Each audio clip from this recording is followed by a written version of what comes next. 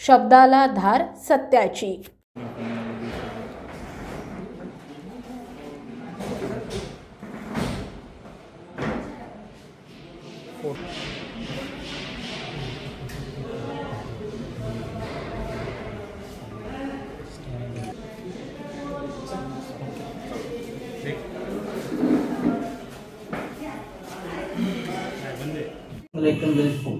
चिखली परिसरामध्ये एका कुटुंबातील तिघांनी गळफास देण्याचा प्रयत्न केला होता। या घटनेमध्ये जे कुटुंबातील दोन सदस्य आहेत त्यांचा दुर्दैवी मृत्यू झाला।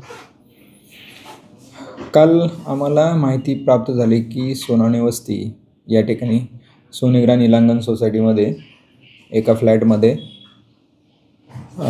आत्महत्येचा प्रकार घडलेला आहे। त्याप्रमाणे आम्ही सोसायटीमध्ये प्रवेश केला। तिथं संबंधित फ्लॅटमध्ये दरवाजा तोडून आत प्रवेश केल्यानंतर आम्हाला असं दिसलं की एका महिलेने गळफास लावलेला, एका पुरुषानेही गळफास लावलेला आहे आणि एक 8 ते 9 वर्षाचा मुलगा बेडवर तिथे पडलेला आहे। आम्ही ते पाहिल्यानंतर आमच्या असं लक्षात आलं की तो पुरुष जो आहे त्याची हालचाल होते, म्हणून आम्ही लागलीच त्याला जवळच्या हॉस्पिटलमध्ये ॲडमिट करून घेतलं आणि थोड्या वेळातच तो शुद्धीवर आला।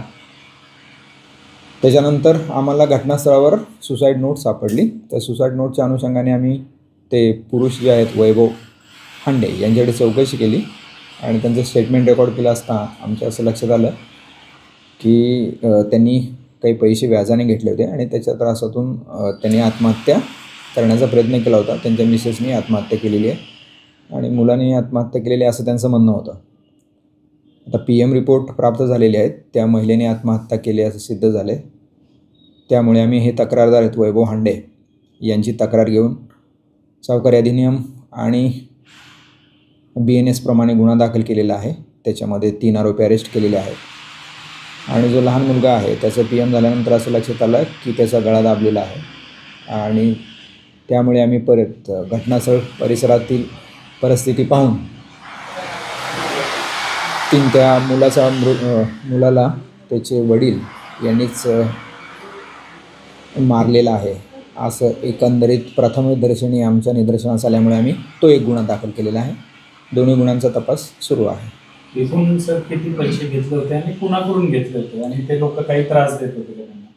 तक्रारदारांचं असं म्हणणं आहे की त्यांनी हे जे आरोपी आहेत त्या आरोपींकडून अंदाजे 4 ते 8 लाखापर्यंतचे पैसे घेतले होते आणि त्यांना ते पैशाची मागणी करत होते असं त्यांच्या जबाबामध्ये निष्पन्न झालं आहे। त्याप्रमाणे आपण गुन्हा दाखल केलेला आहे। सर याच्यामध्ये काय काय कलम लावले गेले? सावकारी अधिनियमचं कलम 45, कलम 39 आणि BNSचं कलम 108। ठीक आहे।